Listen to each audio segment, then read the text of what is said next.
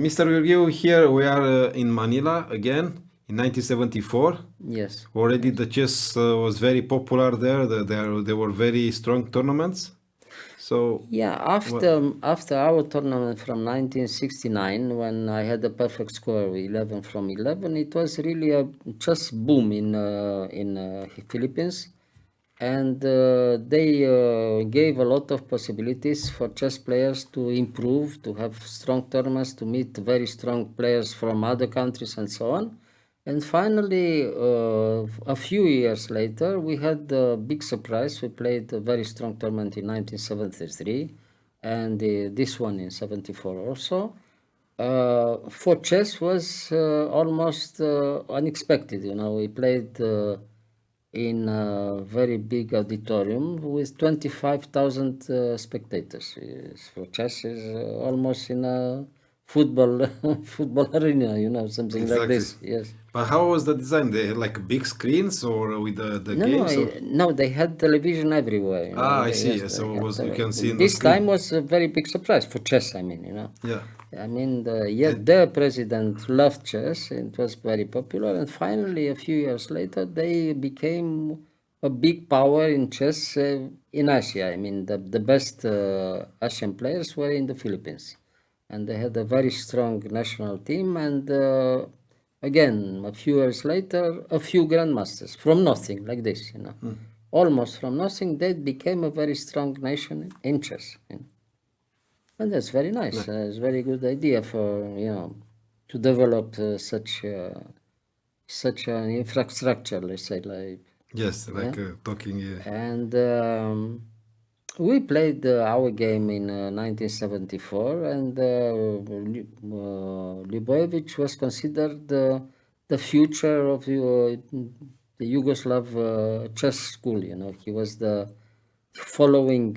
I mean, he was immediately after Gligoric the best player from Yugoslavian chess school ever. I mean, he was very, very strong. And he played a lot of spectacular games. And in this game, we have, one of these important tactical games. So he was a very tactical player. He was very tactical. It was very interesting that, the journalists from the Filipino side, they consider Ljubojević the Yugoslav Tal and myself the Romanian Tal.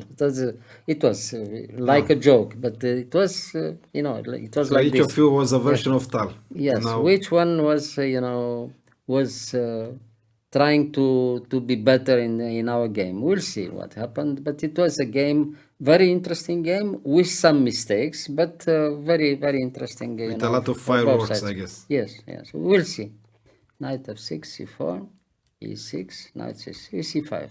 After c5, we have a chromatka, a form from Benoni, which, here he could transpose in a Nimzovich game with bishop b4 instead of c5. But after c5, we had some other opening immediately in a few moves. Okay, d5, takes,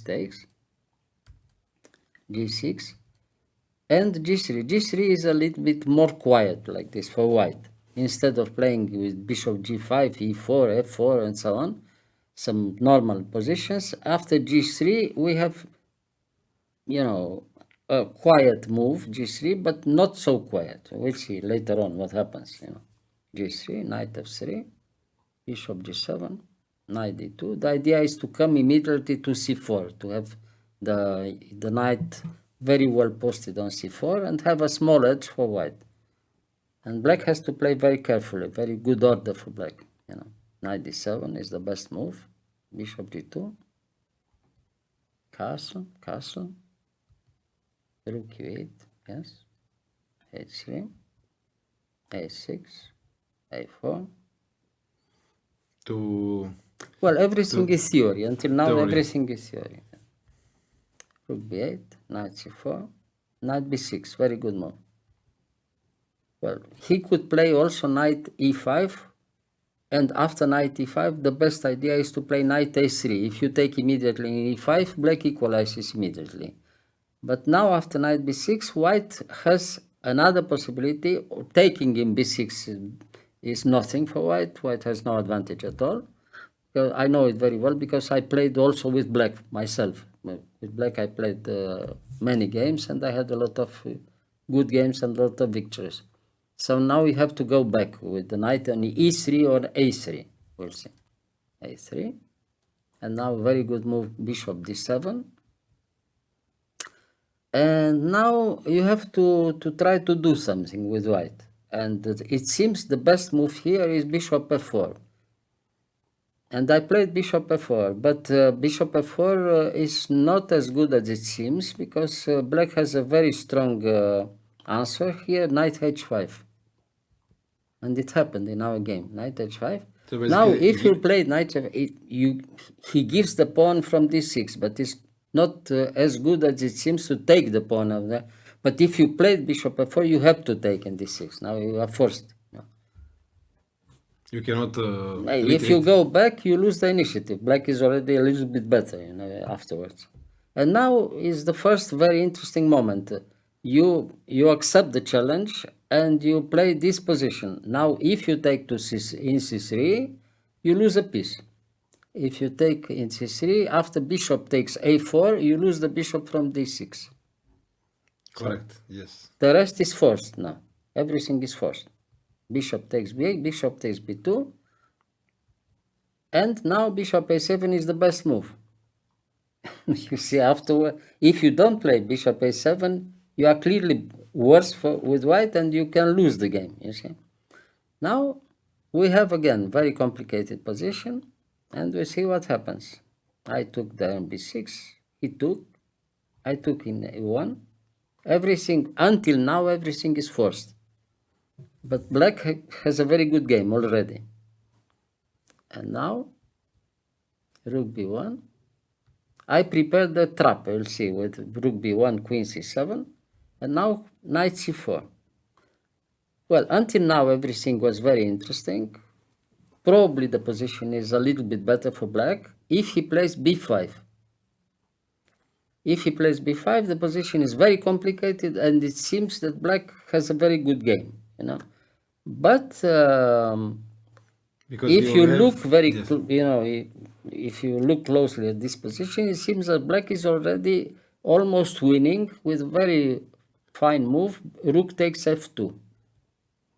And that was, of course, the idea of Ljubojević, who is a very tactical player. And he couldn't resist to take in f2 because it seems that in every variation he's winning, Now, if you play, for instance... If you accept the sacrifice. If you accept the sacrifice, you are lost, If you take in f2, then queen takes g3, check. Yes. King g1, knight f4, and it's a fantastic attack for black, and black is winning, Yeah. Queen takes g3, check. You have to go back only to g1. And now knight f4, and he's attacking in g2, he's attacking in h3, it's finished. White is finished with rook up. But to everybody's surprise, white has an answer, very fine answer, and white is better here in this position. This is almost unbelievable, Queen e5. Queen e5. So you want to change queen. Yeah, now black has some problems because you can't avoid to trade the queens, you are forced to take in e5. It's the only move, Otherwise you lose material. He has to take. Now you take in e5. Now again the only move is bishop f5. Otherwise you lose at least a piece, And now the end game is lost for black. If both play well, black is forced. Is lost by force. Even so, black has two in this extra position, pawns. black has 2 pawns up, but the d pawn is very, very strong, and therefore white has a better position and finally winning position. You'll see. d6. Now what can you do? King f8 is the only move. Otherwise, you lose at least one piece, if you don't play king f8. The pawn is much too strong. Knight f6 or bishop f5 instead of king f8 loses immediately after d7. And you are forced to give a piece. Okay, so check. knight takes, we took back one pawn, now we take back the other pawn, and we continue with this position, and we are winning in every position because of d5 of d6 pawn. It's very, very strong. Knight g7 is the only idea to come back somehow to control the e6 square, To block. to block the pawn somehow, Yeah. Now we took back our second pawn, knight e6, and it seems that he almost saved the position somehow, but white is winning. And now the surprise, we trade knights, and the bishop ending is finished for black, The only idea, otherwise the king is coming through d4 to c5 or through e5, and every endgame is lost. And now, why is the endgame winning for white? Because the bishop is much too strong on c6, and you can't hold the position. Every endgame is losing because our king is much stronger than black king, and we can come somehow, You can find a way. So the black and king is locked every there. endgame is finished, by one tempo or two tempos, but it's finished. And we'll see the rest. G5. He tries to play on the black squares, Now you lose the d6 pawn, but it's too late, Now we take in e6. He took, and now bishop d3. Now you lose again a pawn, The king's endgame is lost also, if you take now in d3, you lose somehow the a5 pawn, but you lose the other pawns on the king's side. So it's too late. The only possibility, now a6, very good, and now king e4. It was the decisive move, Now it's clear. The king is much too close to the black pawns, King f6. See? Now we go back and you lose the pawn.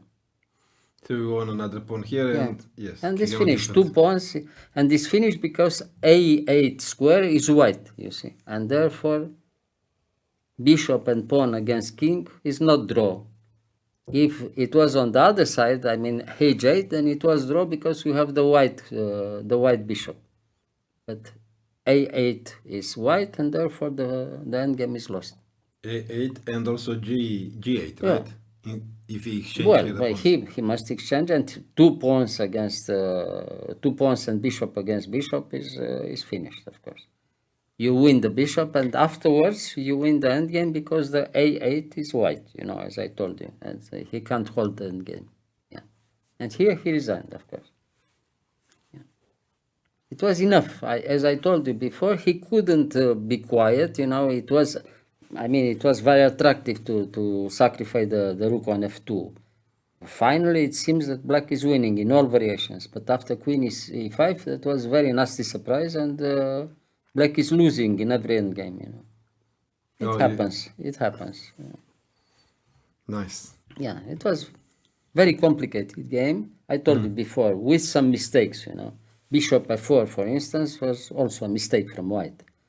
But I didn't remember why it was bad. When I played already bishop f4, I did, but it was too late. I had to come in this variation, and it was a little bit better for black all the time, as we told you before. And you discovered this one with because the sacrifice he did it here. So I guess you somehow you set out that trap.